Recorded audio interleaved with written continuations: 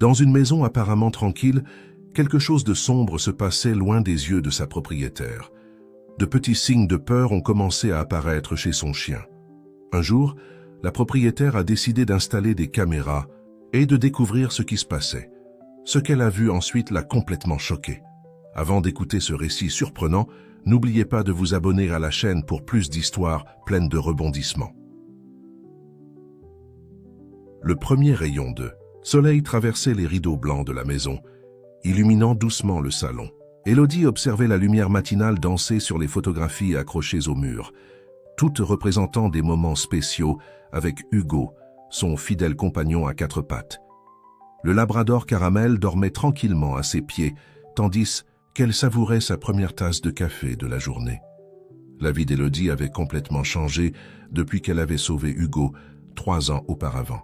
Elle l'avait trouvé abandonné dans une boîte en carton, encore chiot, tremblant de froid et de faim.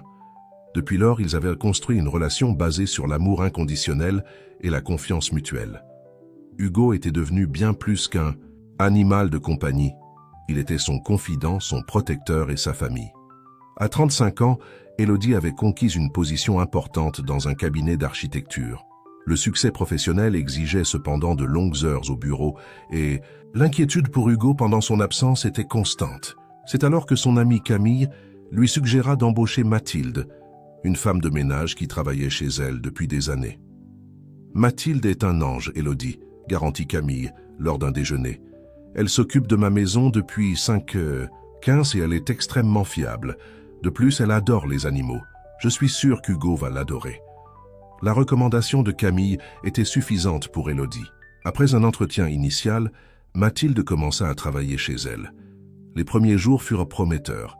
La maison restait impeccable, les repas étaient préparés avec soin et Hugo semblait bien s'adapter à cette nouvelle présence. Mathilde était une femme d'âge moyen, aux cheveux grisonnants toujours attachés en un chignon discret. Son sourire gentil et sa façon calme de parler inspiraient confiance. Durant les premières semaines, Élodie rentrait du travail et trouvait tout en ordre, avec Hugo apparemment heureux et bien soigné. « C'est un amour de chien », commentait souvent Mathilde. « Si bien élevé et affectueux. Vous avez fait un excellent travail avec lui, Élodie. » Les paroles de l'employé réchauffèrent le cœur d'Élodie. Après tout, Hugo était sa plus grande préoccupation. Dès que possible, elle appelait pendant la journée pour savoir comment il allait. Et Mathilde la rassurait toujours avec des récits positifs sur le comportement du chien. Cependant, après 2 mois, Élodie commença à remarquer de petits changements dans le comportement d'Hugo. Le labrador, toujours si joyeux et joueur, semblait plus renfermé. Ses explosions de joie en la voyant rentrer du travail devenaient plus contenues, presque hésitantes. Initialement, Élodie attribua ces altérations à une phase possible. Peut-être qu'Hugo était simplement fatigué ou ennuyé. Elle décida d'augmenter ses promenades le week-end et d'acheter de nouveaux jouets pour le stimuler. Mais quelque chose ne semblait toujours pas normal. Un matin, alors qu'elle se préparait pour le travail, Élodie remarqua que Hugo refusait d'entrer dans la cuisine pour boire de l'eau. Son bol était au même endroit que d'habitude, près de la porte, mais le chien restait dans le salon regardant anxieusement vers le couloir. « Viens, Hugo !» appela Élodie en tapotant doucement le côté de sa jambe. Le labrador hésita, ses oreilles baissées montrant son inconfort. Ce n'est que lorsque Mathilde sortit de la cuisine qu'il s'approcha finalement du bol d'eau. Ce comportement déclencha une alerte chez Élodie. Hugo n'avait jamais montré de peur envers quoi que ce soit dans la maison. C'était un chien confiant et sociable, qui adorait recevoir des visites et interagir avec les gens. Voir son meilleur ami montrer des signes d'anxiété dans son propre foyer était troublant. Pendant une réunion importante au travail, Élodie n'arrivait pas à se concentrer. Son esprit revenait constamment à la maison, préoccupé par Hugo. Elle décida de prendre rendez-vous avec le docteur Martin, le vétérinaire qui suivait Hugo depuis son sauvetage. Physiquement, il est en parfaite condition, affirma le docteur Martin après un examen minutieux. Poids idéal, pelage brillant, aucun signe de maladie, mais j'ai remarqué qu'il est plus tendu que d'habitude. Y a-t-il eu un changement significatif dans sa routine? Élodie mentionna l'embauche de Mathilde, mais souligna que l'employée s'était toujours montrée affectueuse envers Hugo. Le docteur Martin écouta attentivement, prenant des notes dans son dossier. Parfois, les chiens sont très sensibles aux changements. Cela peut être simplement une période d'adaptation, expliqua le vétérinaire, mais restez attentive à tout changement plus significatif dans son comportement. En rentrant, chez elle ce soir-là, Élodie trouva Hugo endormi dans un coin du salon, ce qui était inhabituel pour un chien qui avait l'habitude de l'attendre anxieusement à la porte. Mathilde était déjà partie, laissant une note concernant le dîner. « Préparé. »« Salut, mon amour, » chuchota Élodie, caressant doucement la tête d'Hugo. Le chien ouvrit lentement les yeux, et pendant un bref instant, Élodie jura voir de la peur dans son regard. Quand il se leva finalement pour l'accueillir, ses mouvements étaient prudents, presque défensifs. Cette nuit-là, en regardant la télévision avec Hugo allongé à ses côtés, Élodie ne pouvait pas chasser le sentiment que quelque chose n'allait pas. Son instinct maternel lui criait que son compagnon bien-aimé était différent, mais elle n'arrivait pas à identifier exactement quoi. Elle décida de prêter plus d'attention dans les jours à venir. Elle commença à prendre des notes sur le comportement d'Hugo, enregistrant les horaires, les réactions et les situations spécifiques qui semblaient le mettre mal à l'aise. Une enquête silencieuse ne faisait que commencer, et Élodie n'avait aucune idée des révélations troublantes qui l'attendaient. Les jours qui suivirent la consultation avec le docteur Martin furent d'observation intense pour Élodie. Chaque mouvement d'Hugo, chaque réaction, était soigneusement noté dans un petit carnet qu'elle avait commencé à porter avec elle. La routine de la maison continuait apparemment normalement, mais pour les yeux attentifs d'Élodie, de petits détails commençaient à se démarquer. Un matin particulièrement ensoleillé, Élodie décida de travailler de chez elle. Elle informa Mathilde qu'elle serait dans le bureau improvisé dans la chambre d'amis, lui demandant de ne pas la déranger à moins que ce ne soit absolument nécessaire. C'était l'occasion parfaite d'observer la dynamique entre Hugo et l'employé, sans interférence. Vers 10 heures, Élodie entendit Mathilde appeler Hugo pour le petit déjeuner. Silencieusement, elle entr'ouvrit la porte du bureau, s'attendant à voir son fidèle compagnon courir joyeusement vers la cuisine, comme il avait l'habitude de le faire. À sa surprise, Hugo resta allongé dans le salon, les oreilles baissées et le corps tendu. « Allez, Hugo, c'est l'heure de manger. » La voix de Mathilde semblait joyeuse, mais il y avait une note d'impatience qu'Élodie n'avait jamais remarquée auparavant. À contre-cœur, Hugo se leva finalement et marcha lentement vers la cuisine.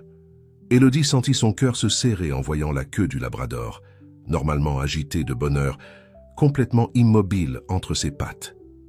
Au fur et à mesure que la journée avançait, Élodie remarqua d'autres comportements étranges. Hugo évitait de passer près de Mathilde, se détournant chaque fois qu'elle s'approchait. Pendant le nettoyage du salon, le chien se recroquevilla dans un coin, tremblant légèrement lorsque l'aspirateur fut allumé. Une réaction exagérée pour un chien qui auparavant ne se souciait pas du bruit de l'appareil. À la fin de l'après-midi, quand Mathilde dit au revoir et partit, le changement chez Hugo fut presque instantané. Ses oreilles se redressèrent, sa queue commença à remuer timidement, et il s'approcha d'Élodie comme s'il cherchait du réconfort. « Qu'est-ce qui se passe avec toi, mon amour ?» chuchota Élodie, en serrant Hugo dans ses bras et sentant son cœur se briser en remarquant comme il se blottissait contre elle, presque en suppliant pour sa protection. Cette nuit-là, Élodie ne put pratiquement pas dormir. Son esprit était rempli de théories et de préoccupations. Se pouvait-il que Mathilde maltraite Hugo d'une manière ou d'une autre quand elle n'était pas là? Mais comment serait-ce possible, considérant la recommandation de Camille et le comportement toujours cordial de l'employé? Le lendemain matin, Élodie se réveilla déterminée à enquêter plus en profondeur. Elle décida d'installer discrètement des caméras de sécurité à des endroits stratégiques de la maison. Elle ne voulait pas accuser Mathilde injustement, mais la sécurité et le bien-être d'Hugo étaient sa priorité absolue. Avec l'aide d'un ami technicien en sécurité, Élodie installa de petites caméras dans le salon, la cuisine et le couloir principal. L'équipement était presque imperceptible, camouflé parmi les objets de décoration. Élodie ressentit une pointe de culpabilité pour avoir envahi la vie privée de Mathilde de cette manière, mais l'image d'Hugo tremblant dans le coin du salon ne quittait pas son esprit. Dans les jours qui suivirent, Élodie passa ses heures de travail dans une anxiété constante, vérifiant les images des caméras dès que possible.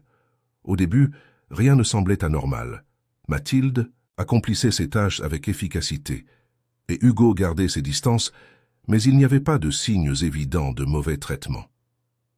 C'est un jeudi, presque 2 semaines après l'installation des caméras, qu'Élodie remarqua quelque chose de troublant. En regardant les enregistrements de la veille, elle vit Mathilde crier sur Hugo dans la cuisine.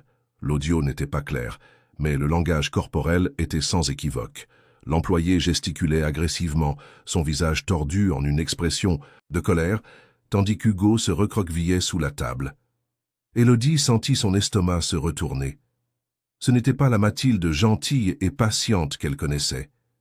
C'était comme si un masque était tombé, révélant une personne complètement différente. Mais même ainsi, il n'y avait pas de preuves concrètes d'abus physique. Élodie savait qu'elle avait besoin de plus de preuves avant de confronter Mathilde ou de prendre des mesures drastiques. Déterminée à aller au fond de la question, Élodie commença à créer des situations pour observer Mathilde et Hugo interagir. Elle rentrait à la maison à des heures inattendues, sous prétexte d'avoir oublié des documents ou de ne pas se sentir bien. Chaque fois qu'elle faisait cela, elle trouvait Hugo plus renfermé et Mathilde avec un sourire forcé sur le visage. Un après-midi, Élodie rentra plus tôt chez elle et trouva Hugo caché sous le lit, quelque chose qu'il ne faisait jamais auparavant. En appelant Mathilde, l'employée apparut nerveuse, expliquant qu'Hugo avait été effrayé par un bruit dans la rue. Élodie fit semblant de la croire, mais son cœur était lourd de soupçons de plus en plus concrets. Le soir, en Tsandapo, caressant Hugo sur le canapé, Élodie remarqua quelque chose qui la fit figer, de petites égratignures, presque imperceptibles, sur le dos du chien. Elles pouvaient être dues à des jeux dans le jardin, mais la régularité et l'emplacement des égratignures semblaient intentionnels. « Oh, Hugo !» murmura Élodie, les larmes se formant dans ses yeux. « Qu'est-ce qu'ils te font ?» Cette nuit-là, Élodie ne put pas dormir. Elle resta éveillée, planifiant sa prochaine étape. Elle ne pouvait plus ignorer les signes. Quelque chose n'allait définitivement pas, et elle devait protéger Hugo à tout prix. Le lendemain matin, Élodie prit une décision. Elle appela le bureau, informant qu'elle prendrait quelques jours de congé pour raisons personnelles. Elle ne révéla ses plans à personne, pas même à Camille. Elle savait qu'elle devait agir avec prudence et discrétion. Elle informa Mathilde qu'elle serait à la maison les jours suivants, travaillant sur un projet spécial. L'employée parut surprise, mais maintint sa façade de sympathie. Élodie, quant à elle, se prépara pour ce qui allait être la semaine la plus tendue et révélatrice de sa vie. Alors que le soleil se couchait ce jour-là, Élodie regarda Hugo, qui dormait agité à ses côtés.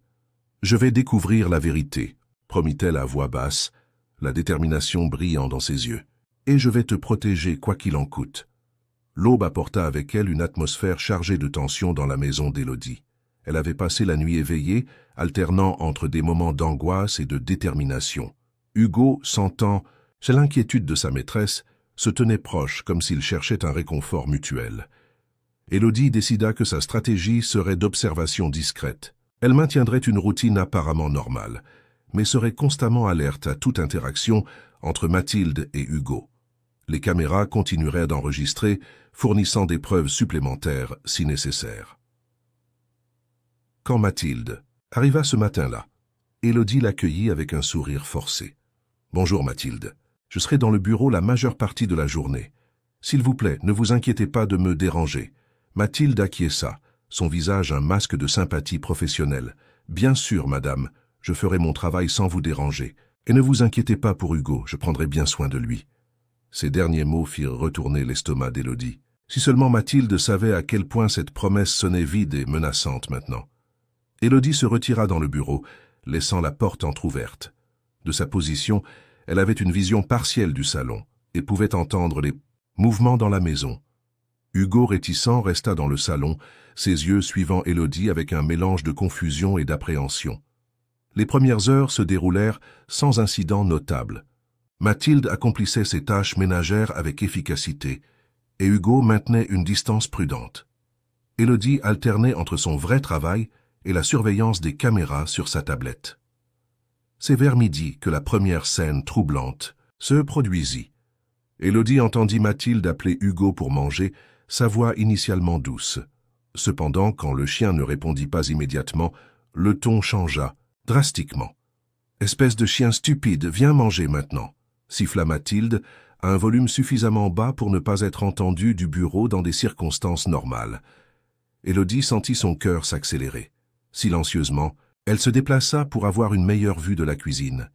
Ce qu'elle vit l'horrifia. Mathilde avait attrapé Hugo par le collier, le traînant rudement vers la gamelle de nourriture. Le labrador, généralement docile et obéissant, tremblait visiblement, ses pattes résistant aux mouvements forcés. « Si tu ne manges pas maintenant, tu n'auras rien de toute la journée », menaça Mathilde, poussant le museau d'Hugo contre la gamelle. Élodie dut rassembler toute sa volonté pour ne pas intervenir à ce moment-là. Elle savait qu'elle avait besoin de plus de preuves, plus de schémas de comportement, avant de confronter Mathilde directement. Les larmes aux yeux, elle observa Hugo manger précipitamment, visiblement effrayé. Tout au long de la journée, des scènes similaires se répétèrent.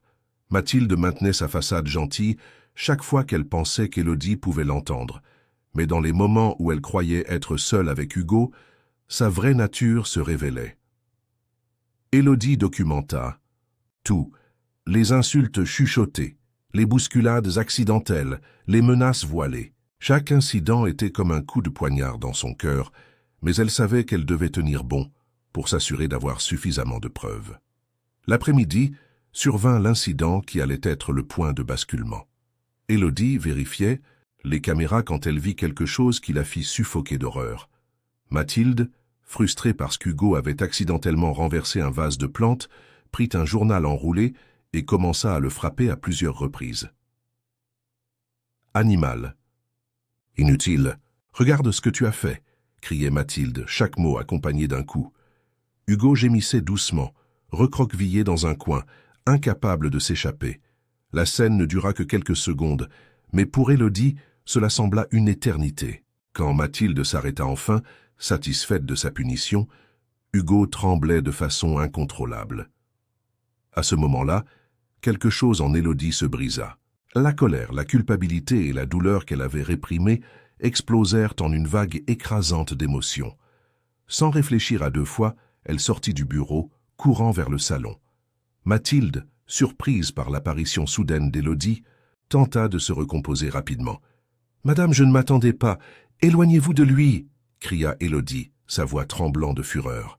Elle se plaça entre Mathilde et Hugo, qui courut immédiatement derrière sa maîtresse cherchant protection. « Je ne sais pas de quoi vous parlez », tenta de se défendre Mathilde, mais la peur dans ses yeux trahissait sa culpabilité.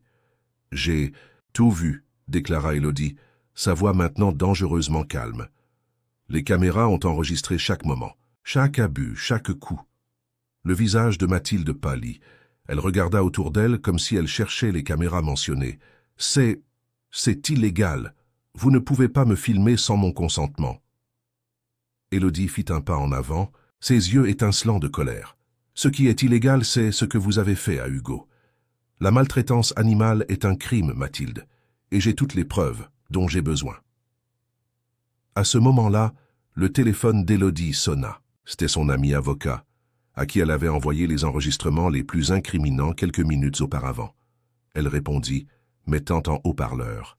« Élodie, j'ai reçu les vidéos. C'est plus que suffisant pour une plainte formelle.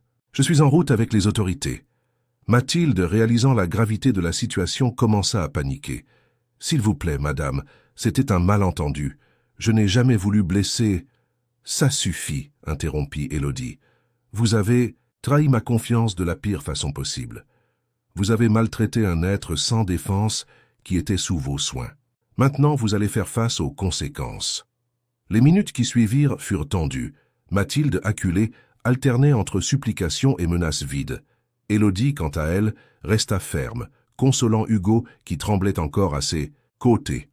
Quand les autorités arrivèrent, accompagnées de l'avocat d'Élodie, la scène était définie. Les preuves furent présentées et Mathilde fut emmenée pour témoigner.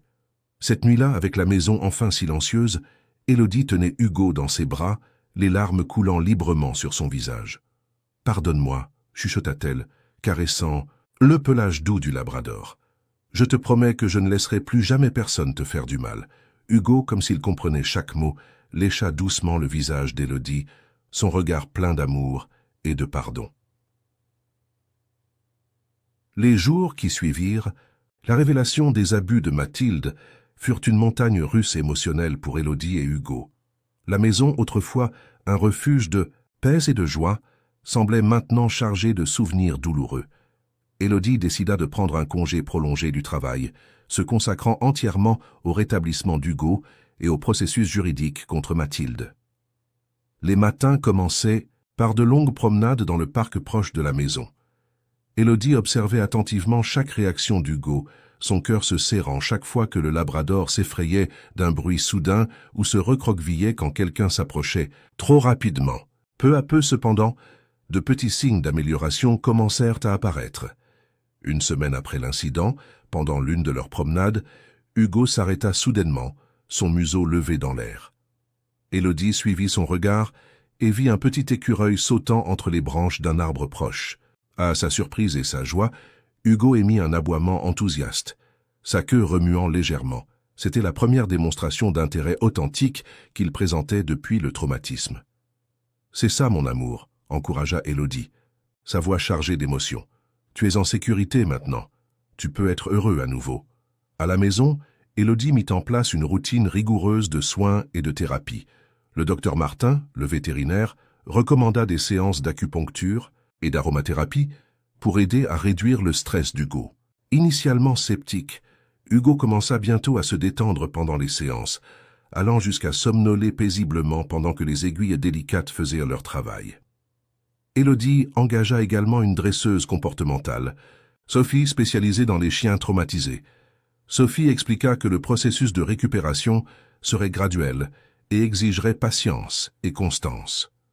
L'important est de reconstruire la confiance d'Hugo, expliqua Sophie lors de sa première visite.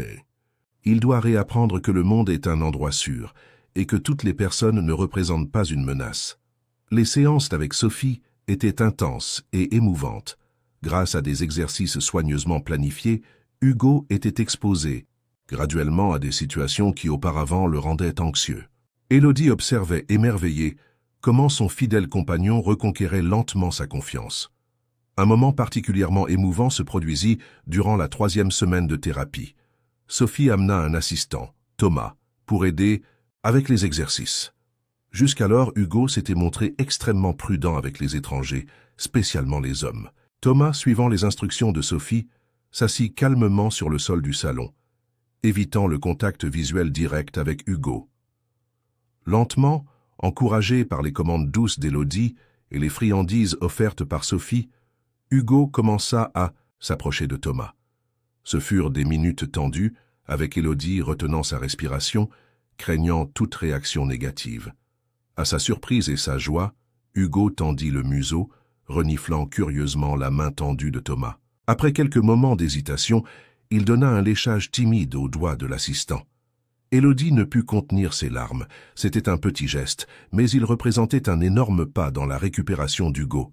Sophie sourit, satisfaite du progrès. « C'est excellent », commenta-t-elle. Hugo commence à comprendre que toutes les personnes ne sont pas comme Mathilde.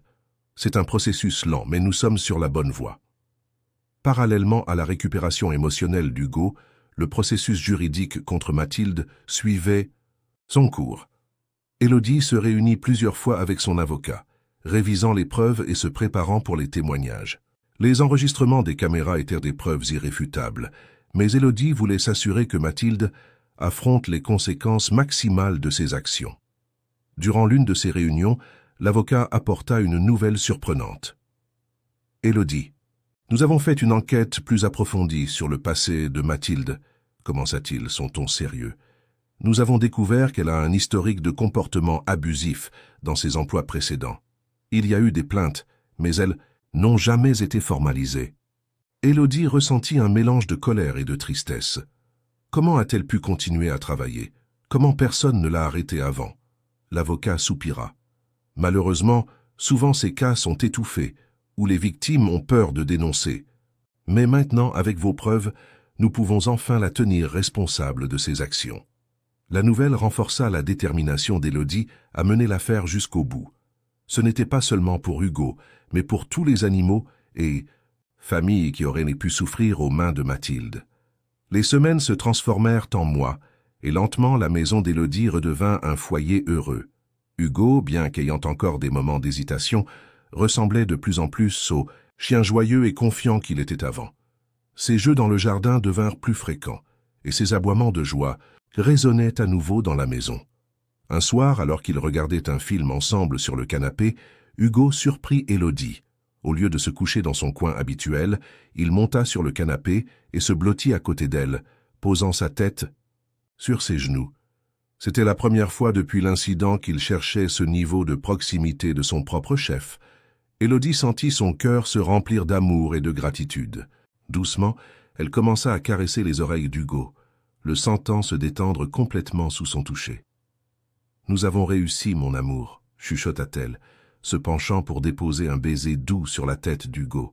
« Nous allons bien. » Cette nuit-là, pour la première fois en des mois, tant Élodie qu'Hugo dormirent profondément, sans cauchemar ni sursaut. C'était comme si une page avait finalement été tournée, ouvrant la voie à un nouveau chapitre dans leur vie. L'automne arriva, peignant les arbres du quartier avec des tons de rouge et d'or. Pour Élodie et Hugo, le changement des saisons semblait refléter la transformation dans leur propre vie. Chaque feuille tombée était comme un souvenir douloureux qui se détachait, faisant place à de nouveaux commencements. Une fraîche matinée d'octobre apporta une nouvelle qu'Élodie attendait anxieusement. La date du procès de Mathilde avait été fixée. Ce serait dans 3 semaines. La nouvelle fit ressurgir un mélange complexe d'émotions, soulagement de finalement avoir une chance de justice, anxiété pour ce qui allait venir et une pointe de peur à l'idée de revivre ces moments terribles. Élodie décida qu'il était temps de partager la nouvelle avec son amie Camille. Après tout, c'était Camille qui avait initialement recommandé Mathilde, et les deux n'avaient pas beaucoup parlé depuis l'incident. Le cœur lourd, Élodie prit le téléphone et composa le numéro familier. « Salut Élodie, quelle bonne surprise !» La voix joyeuse de Camille résonna de l'autre côté de la ligne. « Salut Cam », répondit Élodie, essayant de garder la voix ferme. « Nous devons parler. Tu peux venir chez moi cet après-midi ?»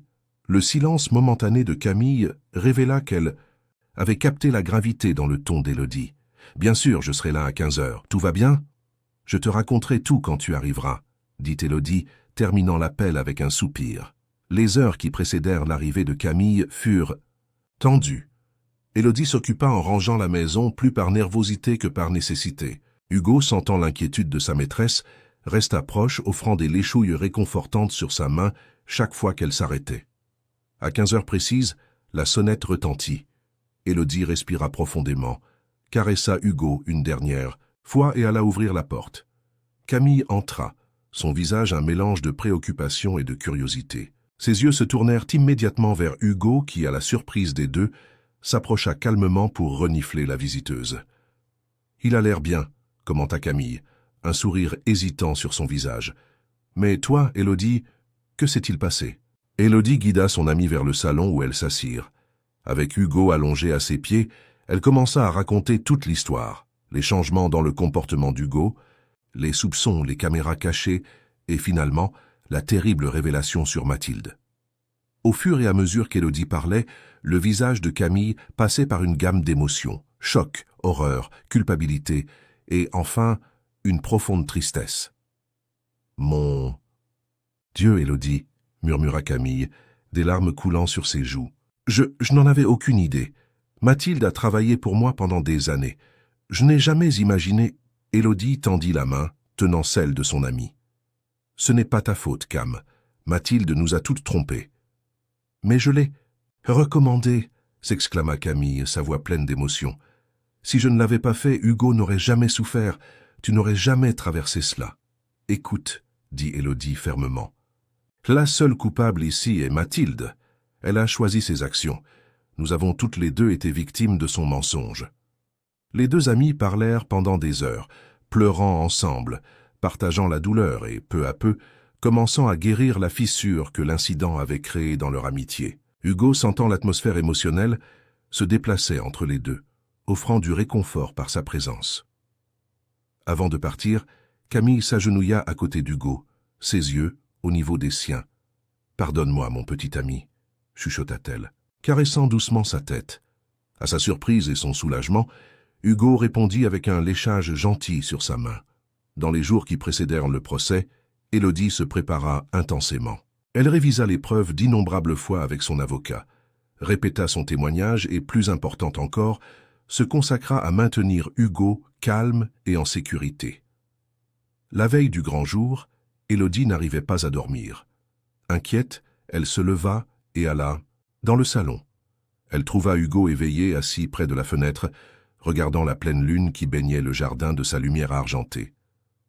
Élodie s'assit à côté de lui, l'enveloppant dans une étreinte douce. « Demain, nous affronterons nos peurs ensemble, mon amour, murmura-t-elle. Tu es si courageux. Tu m'as tellement appris sur la force et le pardon. » Hugo se tourna vers elle, ses yeux bruns brillant d'une compréhension presque humaine. À ce moment silencieux, Élodie sentit une vague de détermination l'envahir. Peu importait le résultat du procès, elle et Hugo avaient gagné. Ils avaient survécu, guéri et s'étaient renforcés. L'aube apporta avec elle le jour du procès. Élodie s'habilla avec soin, choisissant une tenue qui transmettait force et dignité. Avant de partir, elle s'agenouilla à côté d'Hugo. « Je vais me battre. Pour nous deux aujourd'hui, dit-elle, sa voix ferme. Quand je reviendrai, nous commencerons un nouveau chapitre, ensemble. » Avec une dernière étreinte à Hugo et un remerciement ému à la voisine qui resterait avec lui, Élodie partit pour le tribunal. La voiture en mouvement semblait emporter, non seulement elle, mais toutes les émotions, les souvenirs et les espoirs accumulés au cours des derniers mois. Tandis que le tribunal se dressait devant elle, imposant et intimidant, Élodie respira profondément. Le moment de vérité était arrivé. D'un pas ferme, elle marcha vers l'entrée, prête à affronter Mathilde et à obtenir la justice qu'Hugo méritait. Le tribunal était plein lorsqu'Élodie entra, accompagnée de son avocat, Maître Laurent. Le bourdonnement des conversations cessa momentanément, et elle sentit des dizaines de regards se tourner dans sa direction. Respirant profondément, Élodie releva la tête et marcha avec détermination jusqu'à sa place. De l'autre côté de la salle, Mathilde était assise, son visage un masque d'indifférence. Ses yeux rencontrèrent ceux d'Élodie pendant un bref instant, et Élodie sentit un frisson parcourir son échine. C'étaient les mêmes yeux qui avaient été témoins de la souffrance d'Hugo sans une once de remords. Le juge entra dans la salle et tout le monde se leva. D'un geste, il donna le début au procès. Le procureur, maître Dupont, fut le premier à parler, présentant l'affaire avec une éloquence qui captiva l'attention de tous les présents. « Monsieur le juge, commença-t-il, l'affaire que nous avons devant nous aujourd'hui n'est pas seulement à propos de la maltraitance d'un animal. C'est à propos de la trahison de la confiance, la violation de la sécurité d'un foyer et la cruauté délibérée contre un être sans défense. » Mesure que le procureur détaillait les accusations, Élodie revivait mentalement chaque moment douloureux. Les images des caméras furent à montrer, révélant Mathilde criant sur Hugo, le poussant, et dans l'incident le plus choquant, le frappant avec le journal enroulé. Il y eut des murmures d'indignation dans l'assistance. Élodie remarqua que même certains membres du jury semblaient visiblement perturbés par l'épreuve. Quand vint le moment pour Élodie de témoigner, elle sentit son cœur s'accélérer. Maître Laurent lui lança un regard encourageant, tandis qu'elle se dirigeait vers la barre des témoins. « Mademoiselle Élodie, » commença le procureur, « pourriez-vous nous raconter comment vous avez remarqué les changements dans le comportement ?» D'Hugo, Élodie respira profondément et commença à narrer son histoire. Sa voix, initialement tremblante, gagna en force à mesure qu'elle décrivait les signes subtils qu'Hugo avait présentés, son inquiétude croissante et, finalement, la terrible découverte. « Hugo a toujours été un chien joyeux et confiant, dit-elle, sa voix chargée d'émotion. Le voir se transformer en un animal effrayé et renfermé, c'était comme si une partie de lui était morte. Et tout cela s'est passé sous mon propre toit, alors que je faisais confiance à Mathilde pour s'occuper de lui. » L'avocat de la défense tenta de remettre en question la légalité des caméras cachées, mais le juge décida que, étant donné les circonstances et la nature des soupçons d'Élodie, l'épreuve serait admise. Quand Mathilde fut appelée à témoigner, son attitude changea drastiquement. Le masque d'indifférence avait disparu, remplacé par une performance de remords qui semblait creuse aux yeux d'Élodie. « Je ne sais pas ce qui m'a pris, » gémit Mathilde, ses yeux emplis de larmes qu'Élodie soupçonnait d'être fausses. « J'aime les animaux, je les ai toujours aimés. C'était un moment de faiblesse, de stress. Élodie sentit une vague de colère surgir dans sa poitrine. Comment Mathilde osait-elle tenter de minimiser des mois d'abus systématiques? Le procès s'étendit sur plusieurs heures. Des témoins furent entendus, incluant le docteur Martin et Sophie, qui fournirent leurs perspectives professionnelles sur le traumatisme subi par Hugo et le long processus de récupération. Finalement, après les argumentations finales, le jury se retira pour délibérer. Les minutes s'étirèrent comme des heures. Élodie sentait chaque battement de son cœur, priant silencieusement pour la justice. Quand le jury revint, la salle du tribunal fut plongée dans un silence absolu. Élodie retint sa respiration tandis que le porte-parole se levait. « Monsieur le juge, le jury est parvenu à un verdict, annonça-t-il. Nous considérons l'accusée, Mathilde Dubois, coupable de toutes les accusations de maltraitance animale et violation de confiance. » Un soupir collectif parcourut la salle. Élodie sentit des larmes de soulagement couler sur son visage. Le juge, après avoir entendu le verdict, prononça sa sentence. « Mathilde Dubois, pour les crimes commis, vous êtes condamnée à 2 ans de prison. En plus d'être interdite de travailler avec des animaux ou dans des résidences avec des animaux de compagnie pour une période de 10 ans après votre libération. De plus, vous devrez payer une indemnisation à mademoiselle Élodie pour couvrir les frais du traitement et de la récupération d'Hugo. » Quand le marteau du juge frappa, scellant la sentence, Élodie sentit comme si un poids énorme avait été retiré de ses épaules. Mathilde fut emmenée hors de la salle, et Élodie remarqua que le masque de repentir avait disparu, remplacé par une expression de colère contenue. À l'extérieur du tribunal, une petite foule de journalistes et de curieux attendait. Élodie, épuisée mais soulagée, fit une brève déclaration. « Aujourd'hui, la justice a été rendue non seulement pour Hugo, mais pour tous les animaux qui souffrent d'abus en silence.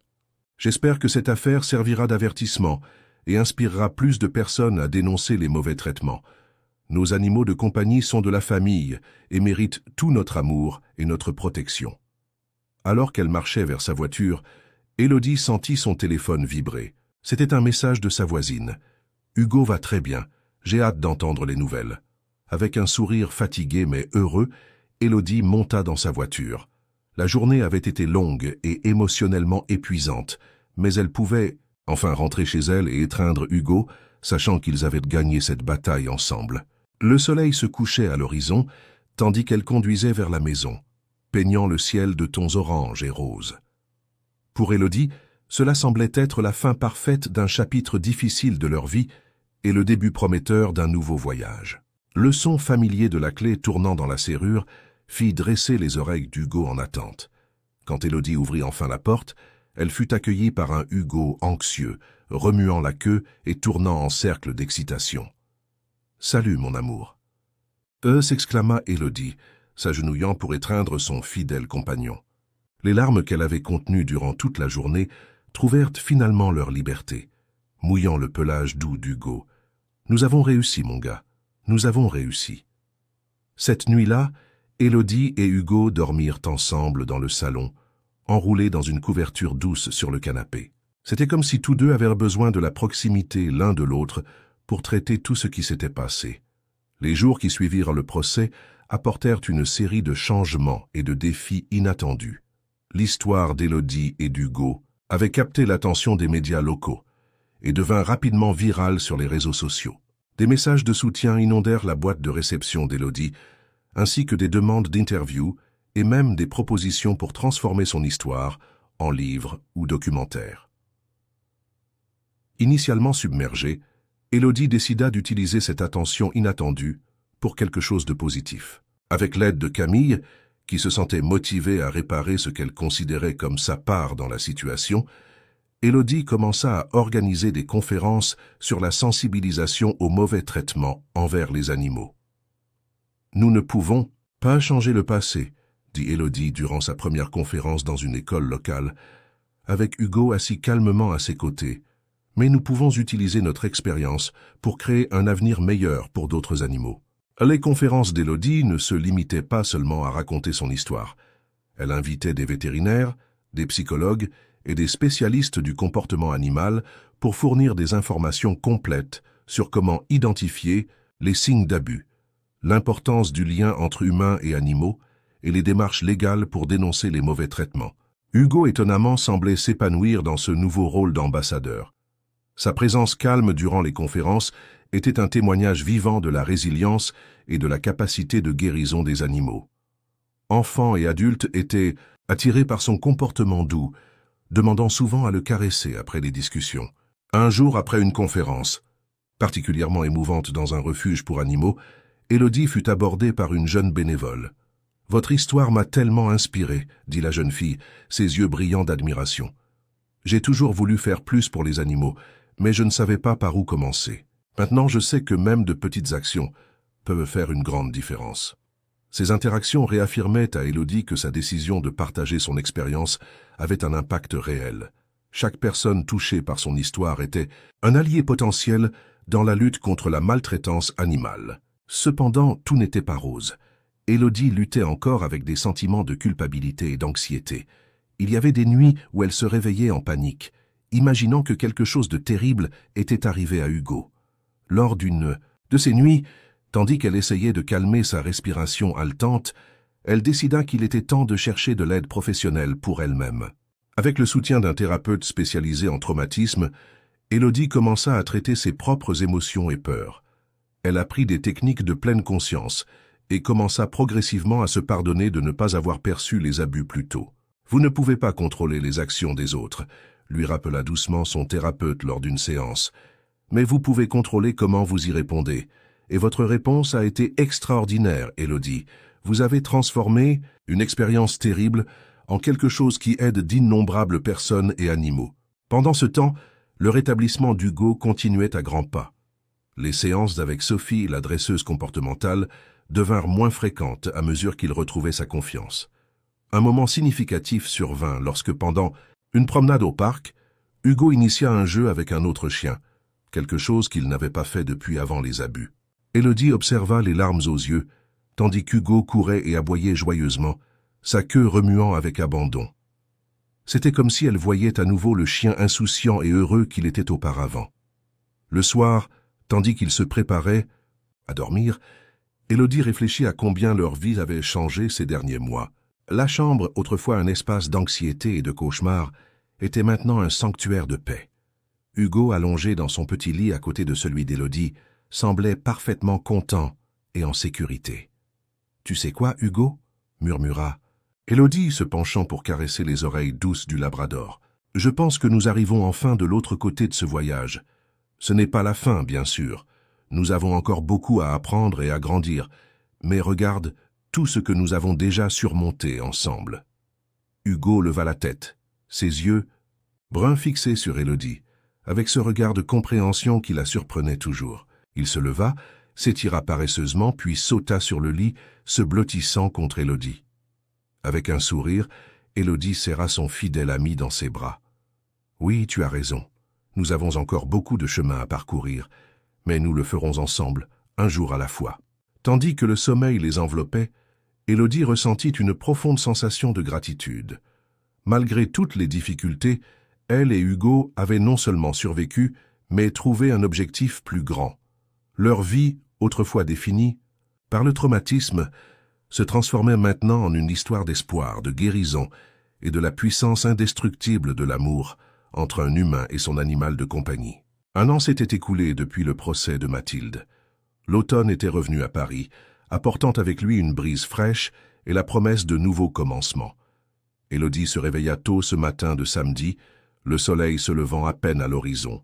Hugo, sentant le mouvement, releva la tête de son petit lit, ses yeux somnolents mais attentifs. « Bonjour, mon amour », chuchota Élodie, caressant les oreilles douces du labrador. « Prêt pour le grand jour ?» Hugo répondit par un aboiement, bas et animé, comme s'il comprenait parfaitement l'importance de ce jour. Élodie sourit, se souvenant de comment ils en étaient arrivés là. Dans les mois qui suivirent le procès, les conférences d'Élodie gagnèrent de plus en plus de visibilité.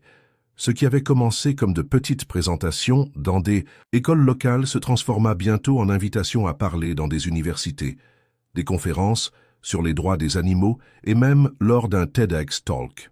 L'histoire d'Élodie et d'Hugo toucha les cœurs dans tout le pays.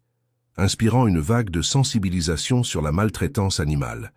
Plus de personnes commencèrent à dénoncer des cas suspects, et plusieurs villes mirent en place des programmes de formation pour identifier les signes d'abus animal. Mais l'impact le plus significatif vint d'une idée qui surgit lors d'une des séances de thérapie d'Élodie. Son thérapeute avait suggéré qu'elle pense à des façons de transformer son expérience en quelque chose de plus tangible et durable. « Et si nous pouvions créer un endroit sûr ?» avait dit Élodie, presque comme une rêverie. Un refuge pour les animaux qui ont subi des traumatismes où ils pourraient guérir comme Hugo a guéri. Cette idée planta une graine qui fleurit rapidement. Avec le soutien de Camille, qui devint sa partenaire dans cette entreprise, et un réseau grandissant de bénévoles et de donateurs inspirés par son histoire, Élodie se lança dans la création du refuge Renaissance. Et aujourd'hui était le jour de l'inauguration. Élodie et Hugo arrivèrent tôt sur les lieux, un vaste espace vert en périphérie de la ville. Le terrain, autrefois abandonné, abritait maintenant une structure moderne et accueillante, conçue spécifiquement pour répondre aux besoins des animaux en rétablissement. Des bénévoles couraient d'un côté à l'autre, ajustant les derniers détails. Camille apparut portant une pile de brochures. « Élodie, tu es enfin arrivée !» s'exclama-t-elle, embrassant son amie. « Tout est prêt. Je n'arrive pas à croire que nous en sommes arrivés là. » Élodie sentit des larmes se former dans ses yeux, tandis qu'elle observait la scène.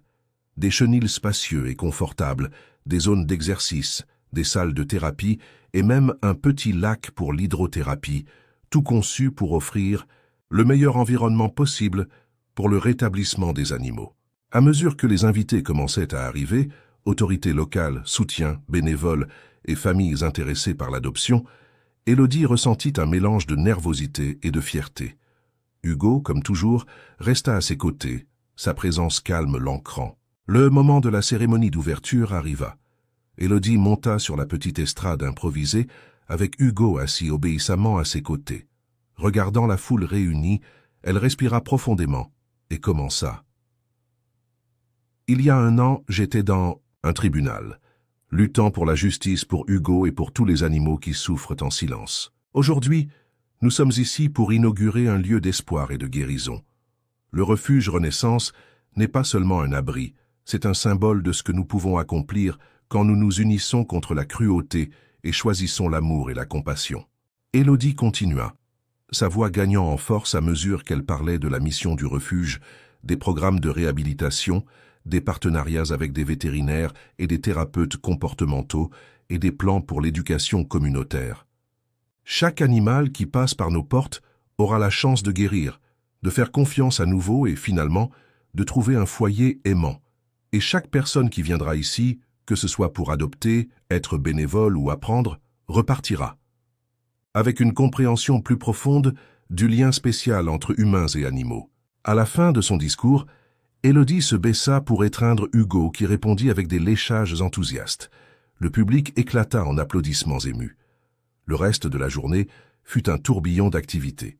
Visites guidées des installations, démonstrations de dressage positif, séances de thérapie assistées par des animaux et le moment le plus émouvant, l'arrivée des premiers résidents du refuge, des chiens et des chats sauvés de situations d'abus, ayant maintenant la chance d'un nouveau départ. Tandis que le soleil commençait à se coucher, Élodie trouva un moment de calme. Assise sur un banc dans le jardin sensoriel du refuge, avec Hugo allongé à ses pieds, elle réfléchit au voyage qui les avait amenés jusqu'ici. « Regarde-nous, Hugo !» murmura-t-elle, observant le labrador qui se reposait maintenant paisiblement, complètement à l'aise dans son nouvel environnement. Qui aurait cru que de cette terrible expérience naîtrait quelque chose d'aussi beau? Hugo leva la tête, ses yeux rencontrant ceux d'Élodie avec cette compréhension profonde qui la surprenait toujours. À ce moment, Élodie sentit une vague de gratitude et de détermination l'envahir. Le chemin n'avait pas été facile. Il y avait eu des jours de doute, des nuits de cauchemar, des moments où le poids de la responsabilité semblait écrasant. Mais à chaque défi surmonté, à chaque animal sauvé, à chaque histoire de succès, Élodie trouvait une force et une détermination renouvelées. Le refuge. Renaissance était plus qu'un simple abri. C'était un témoignage du pouvoir de transformer la douleur en objectif, d'utiliser des expériences difficiles comme catalyseur pour des changements positifs. Tandis que les lumières du Refuge s'allumait, illuminant doucement le crépuscule. Élodie ressentit une profonde sensation de paix. Elle et Hugo avaient parcouru un long chemin depuis ces jours sombres d'abus et de peur. Maintenant, ils étaient au seuil d'une nouvelle aventure, prêts à tendre la main et la patte à d'autres qui avaient besoin d'aide. « Allons-y, Hugo, » dit Élodie se levant. « Nous avons beaucoup de travail devant nous. » Hugo se leva, remuant la queue avec enthousiasme. Ensemble, ils marchèrent vers le bâtiment principal du refuge, prêts à affronter n'importe quel défi que l'avenir pourrait apporter, sûrs dans la connaissance qu'avec amour, compassion et détermination, n'importe quel obstacle pourrait être surmonté. Et ainsi, tandis que les étoiles commençaient à parsemer le ciel nocturne, Élodie et Hugo s'embarquaient dans le prochain chapitre de leur vie, non plus comme victimes, mais comme phare d'espoir pour les animaux et les humains, illuminant le chemin vers un monde plus compatissant et juste. Fin de l'histoire chère. Auditeurs, nous espérons que le voyage d'Élodie et d'Hugo a touché vos cœurs et inspiré des réflexions sur le pouvoir de l'amour, de la résilience et de la compassion. Pour continuer ce voyage émotionnel, nous avons préparé une playlist spéciale avec des histoires tout aussi captivantes sur la connexion entre humains et animaux de compagnie. Vous pouvez la trouver en cliquant sur le lien à gauche. Si cette histoire vous a ému, n'oubliez pas de vous abonner à notre chaîne et de mettre un j'aime à cette vidéo. Tous les jours, nous apportons des récits uniques qui explorent la complexité de la vie et les formes infinies d'amour. Ne manquez pas nos prochains contenus. Nous aimerions beaucoup entendre vos opinions et expériences. Comment cette histoire a-t-elle résonné avec vous? Avez-vous déjà vécu ou été témoin du pouvoir transformateur de l'amour entre humains et animaux? Partagez vos pensées dans les commentaires ci-dessous. Souvenez-vous, chaque acte, de bonté aussi petit soit-il, a le pouvoir de changer une vie. Soyez le changement que vous souhaitez voir dans le monde, en commençant par l'amour et le respect envers nos amis à quatre pattes. À la prochaine histoire.